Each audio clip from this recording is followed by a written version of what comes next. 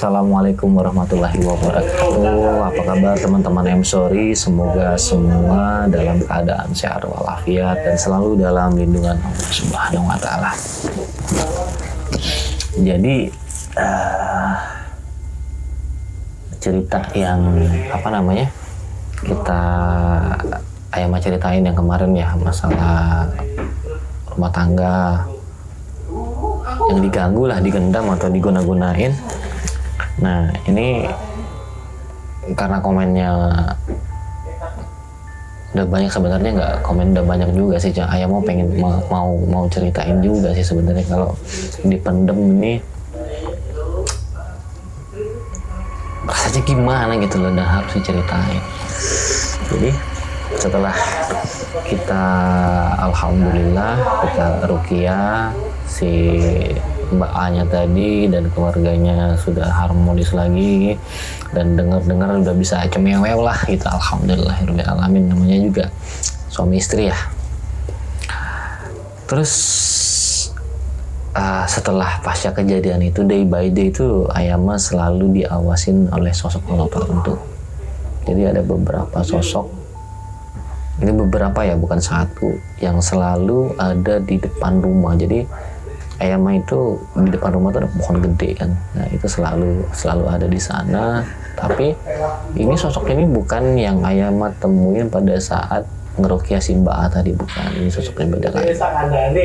Nah, day by day berjalannya hari, emang biasa aja itu ya, namanya juga makhluk, masa iya dia bertengger di mana kita mau usir, enggak lah kan. Tapi puncaknya adalah 1 minggu setelah kejadian itu. Jadi Ayama itu pada malam hari itu berasa dipukul gitu loh, di kepala itu di sebelah kanan itu berasa kayak dihantam sama godam, sakit banget gitu loh. Jadi dihantam sama godam. Udah mulai nggak enak. Jadi minum obat gitu, obat pusing. Tapi Ayama tuh ngerasa ini kayaknya bukan ini deh, bukan hal yang biasa nih, ada pukulan, ada serangan dari energi makhluk lah gitu.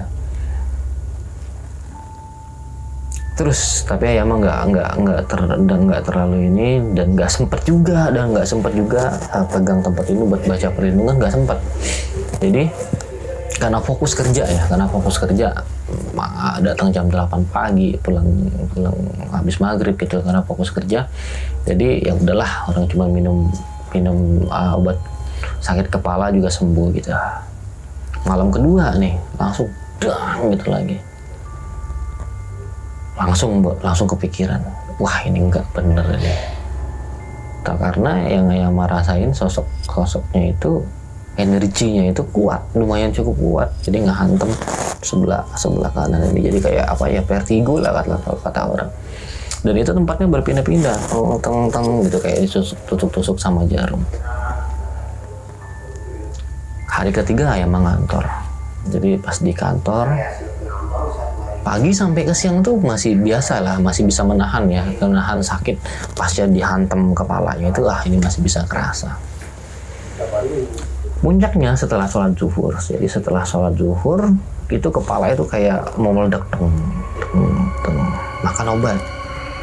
Harusnya namanya obat sakit kepala yang paten lah ya, harusnya 15 menit dan 30 menit itu ada reaksi lah, ada pengurangan rasa sakit. Ini enggak sama sekali. Jadi izin sama kantor buat pulang ke rumah, dan pada saat perjalanan pulang ke rumah itu Ayama langsung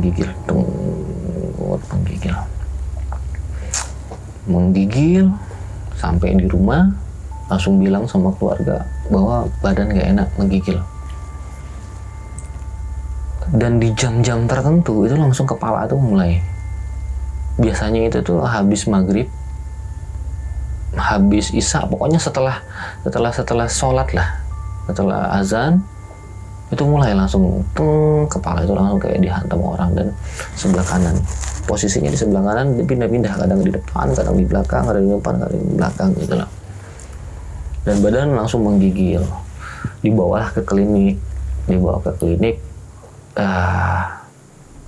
observasi dari hasil observasi itu katanya, wah ini GERD gitu, asam lambung. Oh ya udah, mudah-mudahan memang asam lambung. Dan Ayama belum berpikir sejauh itu bahwa ini kayaknya serangan balik. Ayama nggak kepikiran. Ayama juga nggak bisa merasakan detail energinya itu seperti apa gitu. Jadi ya husnuzon aja gitu kan. Wah ini kayaknya memang benar-benar drop badan karena kecapean kerja. Dikasih obat untuk 3 hari. 3 hari nggak sembuh. Masih menggigil, masih kepala itu sakit. Nah, untuk menfokuskan supaya bisa ruqyah mandiri lah, itu udah nggak bisa lagi karena badan udah drop. Datang lagi ke klinik yang sama dan disuntik tuh. Disuntik, pulang ke rumah itu masih nggak ada efek sama sekali. Oke lah, keluarga bilang kayaknya kita coba ke puskes deh, kata dia. Puskes, karena di daerah Jakarta Timur itu ada puskes yang udah bagus sebagai pelayanannya. Jadi dibawa ke puskes, dicek darah, di hasil observasi dan hasil analisa mereka itu nyatakan bahwa Ayama itu anemia, kekurangan darah. Dikasihlah obat penambah darah lah, seperti itu.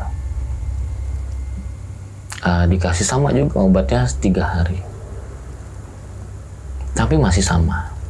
Selama 3 hari itu Ayama masih menggigil, bahkan pernah pada waktu-waktu tertentu panasnya Ayama itu bisa sampai 42 derajat ya. Dan itu harusnya di panas 42 itu tuh udah mimisan gitu loh, udah ngigau nggak jelas gitu. Dan memang sempat Ayama tuh ngomong nggak jelas karena udah panasnya udah tinggi, cuman sampai mimisan tuh enggak. Udah 9 hari nggak ada titik terang dari kesembuhan itu. Akhirnya dibawalah ke IGD rumah sakit Islam Jakarta Timur. Dibawa ke IGD, diceritakanlah kronologinya, udah ke puskes, udah ke klinik dan udah ke puskes. Hasil lab dari puskes juga udah kita kasihin ke rumah sakit, tapi rumah sakit punya observasi sendiri. Jadi Ayama itu diambil lagi darahnya, masuk ke rumah sakit itu kalau nggak salah siang deh, dibawa ke IGD itu siang, diambil lagi darahnya. Wah ini langsung harus di opnam. Jadi Ayama tuh langsung di opnam di IGD siang-siang di opnam karena hasil darahnya itu menyatakan bahwa fungsi hati. Nah ini kalau teman-teman Story ada yang dokter pasti tahu nih, fungsi hati normalnya orang itu 48. Nah Ayama itu tinggi banget, fungsi hatinya sampai 278. Dan itu yang membuat Ayama harus diopnam. Itu yang membuat itu. Dan pada saat diopnam panasnya tetap tinggi. Panasnya itu sekitar 40-41 gitu loh. Dan kita sempat juga cerita ke dokternya bahwa pernah suatu kali itu panasnya sampai 42 dan kondisi Ayama itu menggigil dan kepala tuh sakit. Bergerak kepala langsung sakit, kepala sakit gitu lah. Dokter terus mengobservasi. Jadi kalau mungkin panasnya itu kan bisa jadi dari peradangan, bisa menimbulkan panas badan. Cuman di kepala ini apa ini penyebabnya gitu loh. Ayama udah pikiran jelek aja. Namanya kondisi seperti itu, kehilangan fokus, mau ngapain juga nggak bisa. Bahkan orang yang paham spiritual pun, orang yang bisa meruqyah orang lah kasarnya seperti itu, dia udah nggak bisa memikir apapun gitu lah. Disitulah baru Ayama mengerti kenapa dokter itu tidak bisa mengobati dirinya sendiri. Karena ketika orang itu lagi sakit drop, apapun kemampuan yang ada di dia itu pasti blank. Bahkan pasti dokter itu minta tolong sama dokter yang lain. Dan ini kejadian. Dan Ayama percaya itu gitu loh. Baik dari dulu kan Ayama sering berpikir bahwa kenapa sih kalau dokter sakit nggak berobat sendiri gitu kan, nggak ngobatin dirinya sendiri. Dan itu jawabannya yang Ayama rasain. Kenapa sih Ayama katanya kan Ayama bisa nih mengertilah tentang spiritual. Kenapa nggak bisa ruqyah mandiri? Blank teman-teman, namanya sorry blank. nggak bisa ngapa-ngapain, nggak udah nggak tahu mau ngapain gitu lah. Ya udah kita lanjut ya. Jadi di opnam, ini yang aneh pada saat di opnam itu seperti ini. Ayama itu nggak mau ditemenin sama keluarga, bahkan jadi masuk siang, terus di opnam di IGD, masih di IGD nih posisinya, dapat kamarnya itu karena memang lagi banyak yang banyak yang sakit juga ya, banyak yang sakit juga. Alhasil Ayama itu baru bisa dapat kamarnya di sana itu malam. Jadi malam ketika sudah dapat kamar, dipindahin dari IGD ke kamar, Ayama bilang sama keluarga, udah kamu pulang aja, nggak usah dijagain gitu. Kalau mau berdiri mau ke toilet juga kayaknya bisa deh ini, bisa. Dipastiin lagi, yakin, iya yakin. Kasihan juga kan keluarga kalau nungguin dia harus tidur di mana, tidur di lantai kan kasihan. Ya mikirnya ke situ, jadi kaget kok si Ayama nggak mau ditungguin, nggak mau dijagain gitu pas rumah sakit. Berjalan waktu, jadi dokter selalu observasi di hari kedua, terus fungsi hatinya nggak turun-turun. Ya udahlah, hari kedua, hari ketiga ya mah nggak banyak tanya, tapi kondisi badan itu masih hari pertama, hari kedua, hari ketiga itu badan masih panas dan kepala itu seperti dihantam sama godam dan kayak ditusuk-tusuk jarum, pindah sebelah kanan, sebelah kiri, sebelah kanan, sebelah kiri gitu, berpindah-pindah. Ayama belum mau tanya sama dokter tentang detailnya sakit Ayama ini apa. Dan biasanya kalau seandainya masuk rumah sakit itu 3 hari itu udah harus dipulangkan. Ini enggak, malah dokternya yang nyuruh belum boleh dulu pulang. Oh ya udah gitu loh. Masuk hari keempat, hari kelima Ayama nanya, dok sebenarnya saya sakit apa? Apakah ada tumor atau ada cancer gitu loh. Oh, ini kelewatan. Jadi di hari keempat itu Ayama di ronsen dada nih. Jadi berdiri kayak gitu di ronsen, terus dicek hasil ronsennya, Ayama udah takut gitu kan. Udah takut. Dicek hasil ronsennya normal gitu loh, tidak ada cancer, tidak ada infeksi apapun, tidak ada tumor gitu loh, hanya ada ya bercak paru-paru lah, karena kan ya terus terang Ayama perokok, ada bercak paru-paru di bagian dada nih aman. Oke. Dan itu buat proses ngambil darah itu setiap hari dilakukan, diambil darah buat sampel. Mungkin itu juga ya kebanyakan diambil darah, jadi berat Ayama itu dari 73 itu turun menjadi 63 pas keluar rumah sakit. 10 kilo bro hilang. Buset ya. Ya kita lanjut. Nah di hari kelima ini yang paling ini paling aneh kalau menurut Ayama kan. Ya Ayama kan laki-laki, masa USG gitu loh. Tapi enggak, ini harus kita periksa karena kita mau cek organ yang ada di daerah perut gitu kan. Ya udahlah gitu. Tapi kan lucu, masa laki-laki di USG, ya udahlah diperiksa. Begitu diperiksa normal, hati itu nggak bengkak gitu loh. Harusnya kalau fungsi hati tinggi, hatinya bengkak gitu kan. Karena di hari kelima itu intensitas demamnya itu udah nggak terlalu tinggi dan sakit kepala itu sudah tidak terlalu nyeri. Ayama udah mulai berpikir, udah mulai wah ini kayaknya ada sesuatu nih. Oke, mau di MRI, rencana di MRI, diperiksa di bagian kepala. Ayama udah takut juga kan, karena masih belum tahu nih.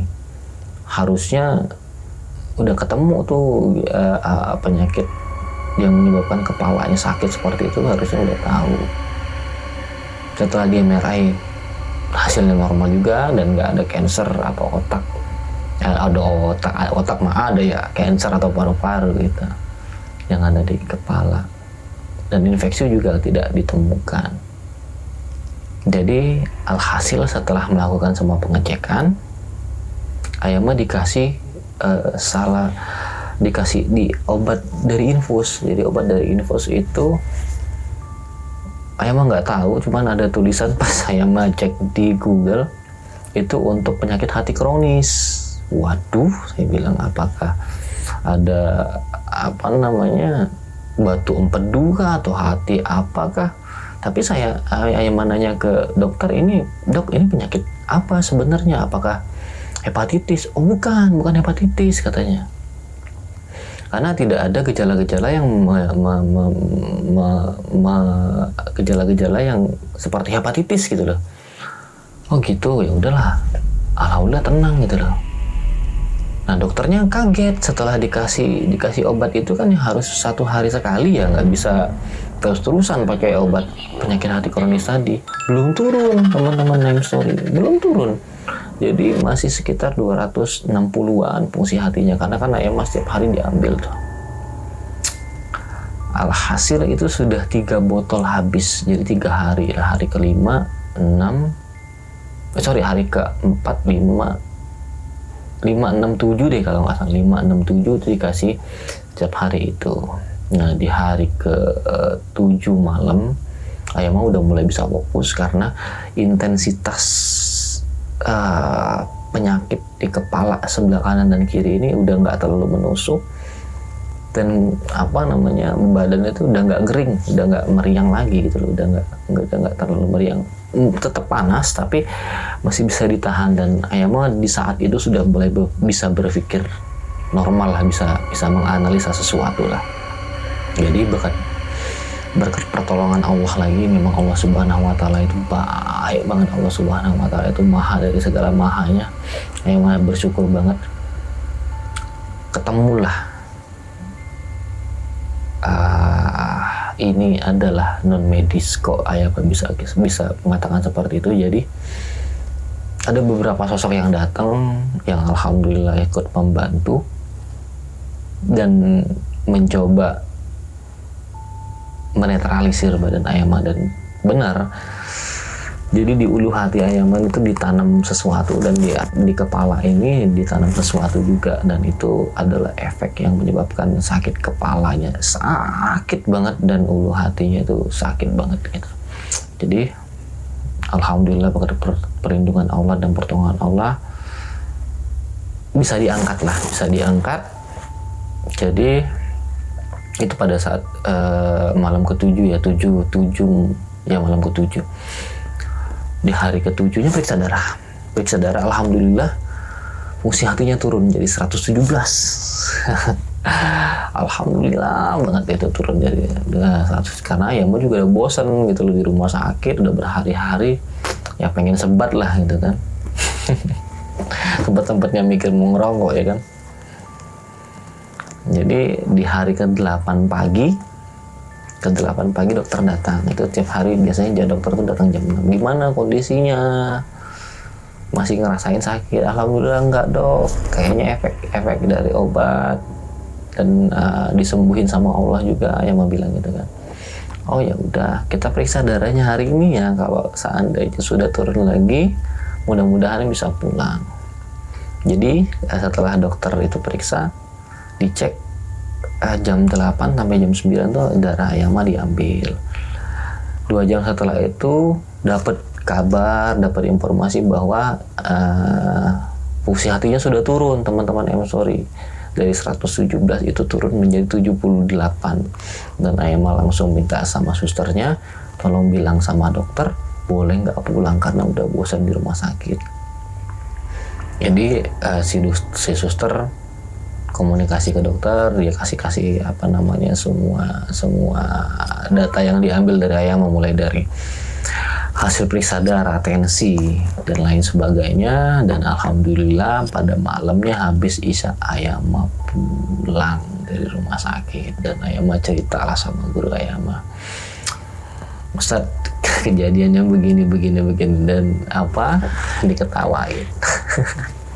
Makanya sebelum ngelakuin sesuatu itu tuh ya harus bikin potensi, harus kita bikin gerbang dulu pada saat itu, supaya ketika terjadi serangan balasan itu tidak berefek panjang ya buat teman-teman IM Story yang memahami spiritual dan sering juga ya katakanlah ngebantu orang dalam hal seperti itu, jangan lupa bikin pagar badan dulu ya, dan selalu minta perlindungan dari Allah Subhanahu wa Ta'ala. Jadi itulah kisah yang harus Ayama ceritakan. Lama loh, sampai 8 hari. Yang di iniin cuman fungsi hati gitu lah, tapi nggak ada penyakit apa tuh, kayak bukannya minta penyakit ya, bukan gitu loh. Kalau udah tahu wah ini penyakit ini nih yang menyebabkan Ayama masuk rumah sakit, lega sekaligus takut. Tapi ini kan cuma fungsi hati doang, dan fungsi hati itu sudah menurun, dan alhamdulillah sekarang sudah berjalan berapa ya, 4 bulan atau 6 bulan udah balik lagi, fungsi hatinya normal, alhamdulillah. Dan mudah-mudahan nggak masuk rumah sakit lagi ya. Teman-teman IM Story selalu jaga kesehatan dan selalu minta perlindungan sama Allah Subhanahu wa Ta'ala ya, selalu berdoa minta perlindungan sama Allah Subhanahu wa Ta'ala. Semoga cerita pendek Ayama ini ada manfaat, bisa diambil hikmahnya. Sekian dari Ayama. Barakallahu fikum. Assalamualaikum warahmatullahi wabarakatuh. Rahayu, rahayu, rahayu. Alhamdulillah.